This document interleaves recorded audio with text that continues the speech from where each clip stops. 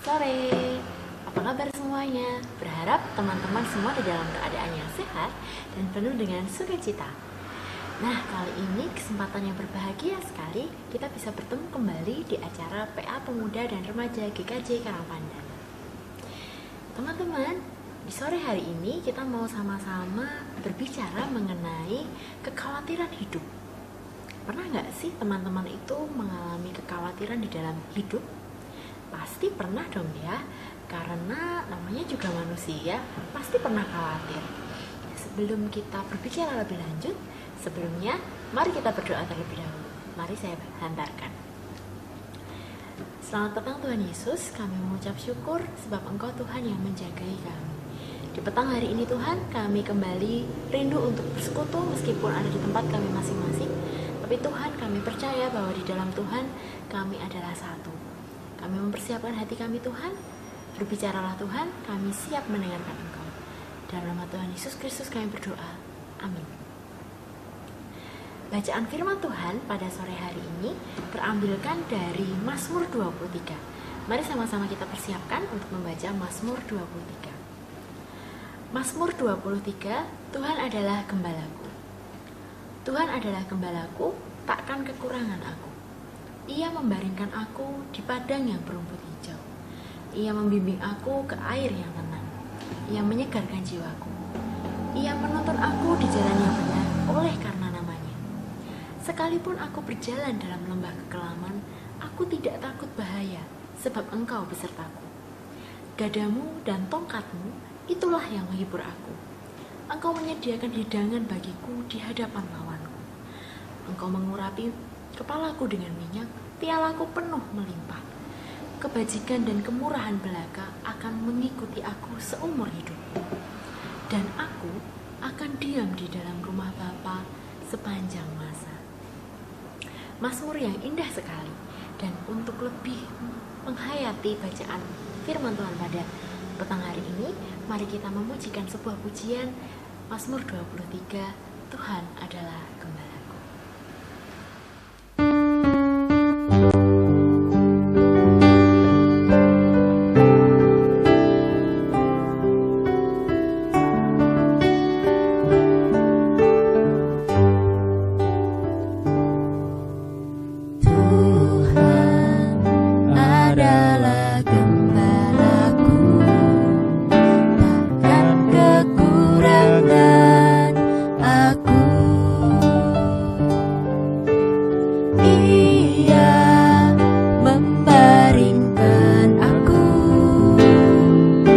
Padang yang berumput hijau, Ia membimbingku ke air yang tenang.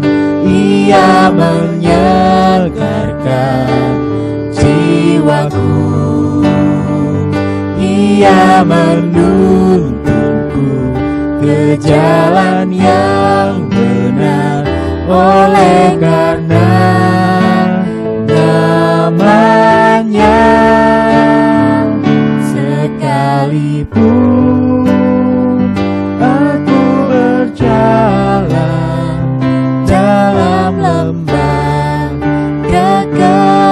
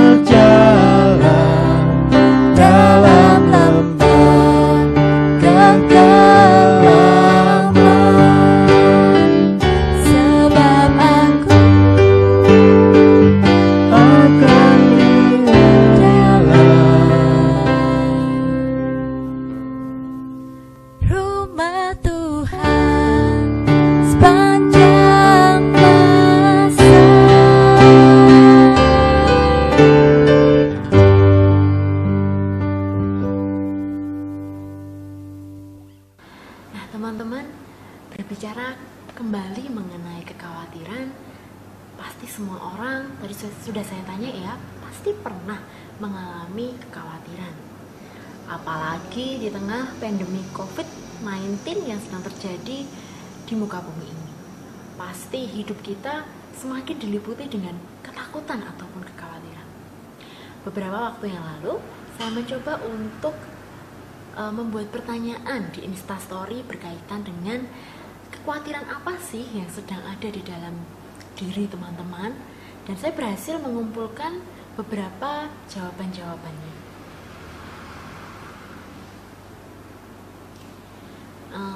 Ada teman-teman yang takut untuk tidak bisa berkumpul dengan keluarga. Ada yang takut mengenai kesehatan, baik akan tertular ataupun akan menularkan virus. Ada juga yang khawatir mengenai studi. Bagaimana dengan studinya? Dengan biaya studi juga, karena tidak bisa segera lulus, maka mungkin akan membayar uang ujian lagi, atau uang kuliah lagi, atau sekolah lagi. Takut karena kehilangan orang-orang yang disayangi, mungkin juga menghinggapi beberapa orang. Kemudian ada juga yang mengkhawatirkan tentang kondisi ekonomi yang saat ini semakin tidak pasti. Teman-teman, memang kekhawatiran mungkin lekat di dengan kehidupan kita. Tapi apabila saya bertanya, sebenarnya kekhawatiran itu wajar nggak sih kita alami di dalam kehidupan? Nah teman-teman, itu tadi satu atau dua hal atau bahkan lebih hal-hal yang mungkin dikhawatirkan oleh teman-teman kita. Apakah teman-teman juga merasakan kekhawatiran yang sama? Kapan-kapan di-share ya kalau kita ketemu. Nah teman-teman, pertanyaannya sekarang menjadi begini. Sebenarnya perasaan khawatir atau takut itu wajar nggak sih? Nah, teman-teman, hal itu merupakan hal yang wajar. Karena apa? Karena perasaan kita itu adalah anugerah dari Tuhan. Salah satunya yaitu perasaan takut atau khawatir itu tadi. Ada sisi positif yang bisa kita ambil. Contohnya, ketika kita merasa takut atau khawatir, kita cenderung lebih menjadi pribadi yang hati-hati atau mawas diri. Contohnya ketika ada pandemi COVID-19 ini, kita menjadi lebih berhati-hati, kita menjaga kebersihan, kita tidak keluar rumah dulu, kita lebih peduli dengan kesehatan kita, dan yang lain sebagainya. Tetapi ada juga sisi negatifnya, yaitu ketika rasa takut itu mulai mendominasi diri kita, sehingga kita mulai mencemaskan hal-hal yang sampai membuat kita kehilangan damai sejahtera di dalam hati. Kita menjadi takut, semuanya serba takut. Bahkan mungkin sampai meragukan Allah. Hal inilah yang harus kita waspadai. Mazmur 23 yang ditulis oleh Raja Daud tadi, yang sudah kita baca dan kita nyanyikan tadi, adalah sebuah bentuk kekaguman Daud kepada gembala pemilik hidupnya, yaitu Tuhan.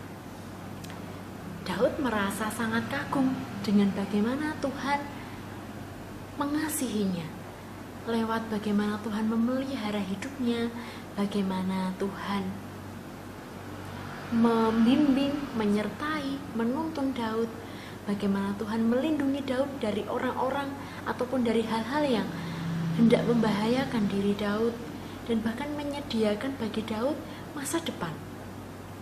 Hal itulah yang membuat Daud sangat mengagumi Tuhan. Teman-teman, apakah Daud merasa demikian karena ia tidak pernah merasa kesulitan di dalam kehidupannya? Apakah Daud berkata demikian karena Tuhan selalu membuat hidupnya menyenangkan? Tentu saja tidak. Daud mengalami beraneka ragam peristiwa di dalam kehidupannya yang diizinkan Tuhan terjadi di dalam kehidupannya. Tidak hanya hal-hal yang menyenangkan, tetapi juga hal-hal yang sebaliknya. Kenapa demikian? Ini Tuhan sedang melatih hidup Daud. Tapi satu hal yang mau kita cermati adalah ada beberapa contoh hal di mana Daud pun pernah mengalami kekhawatiran di dalam kehidupannya.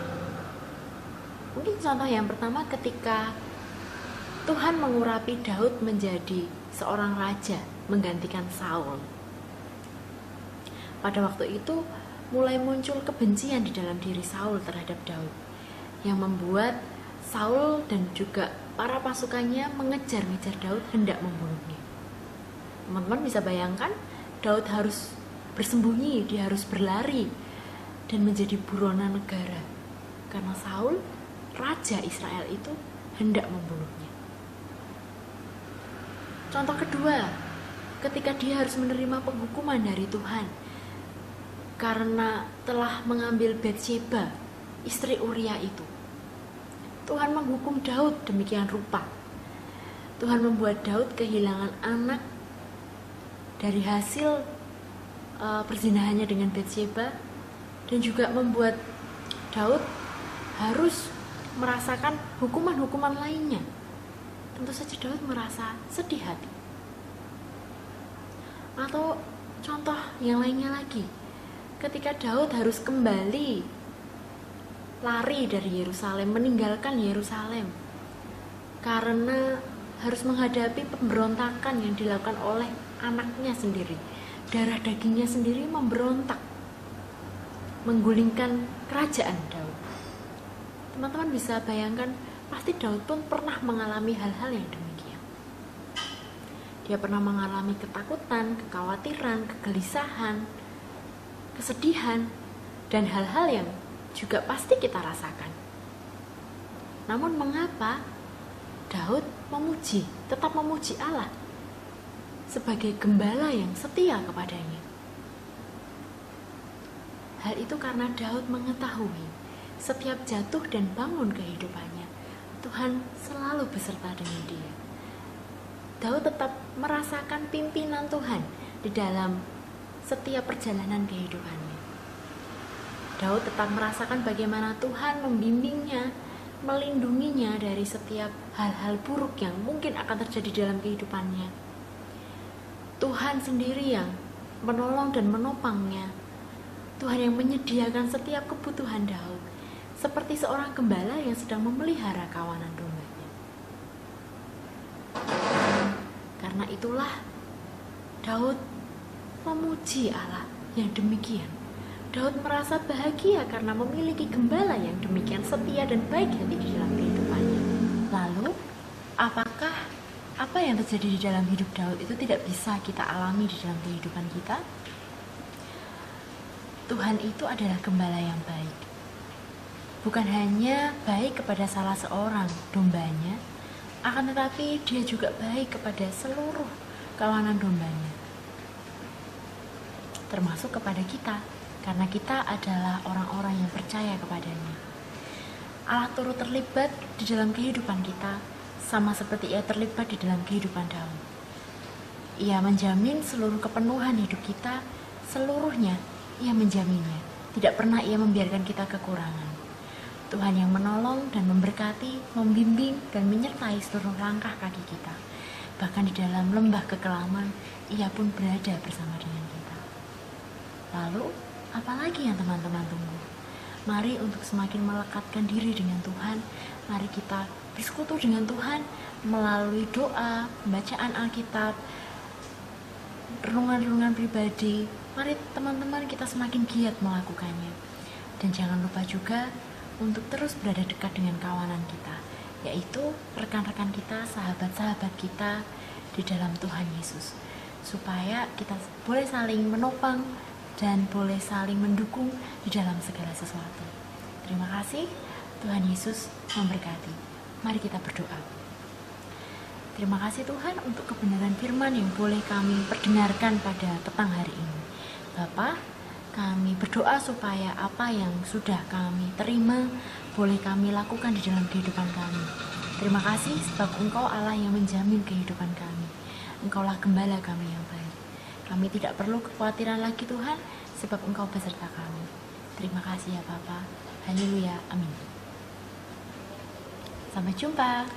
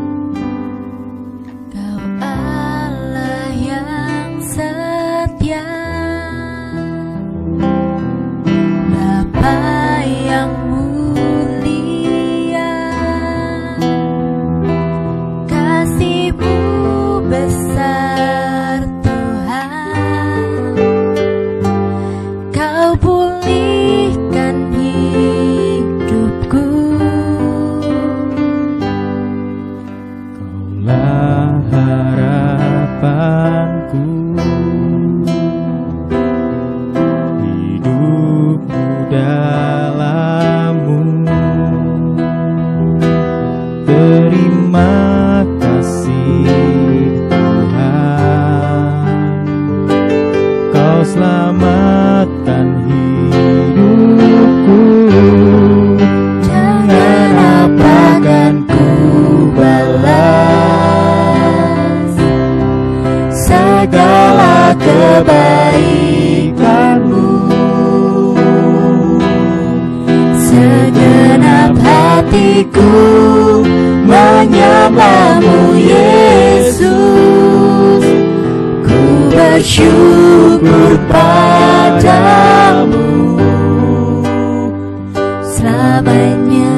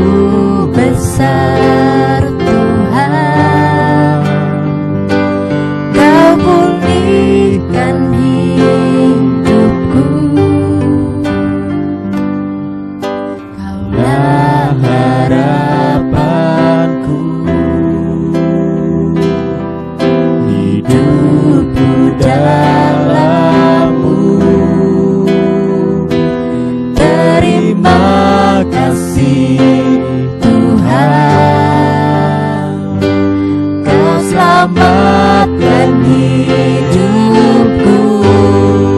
Jangan apa kan ku balas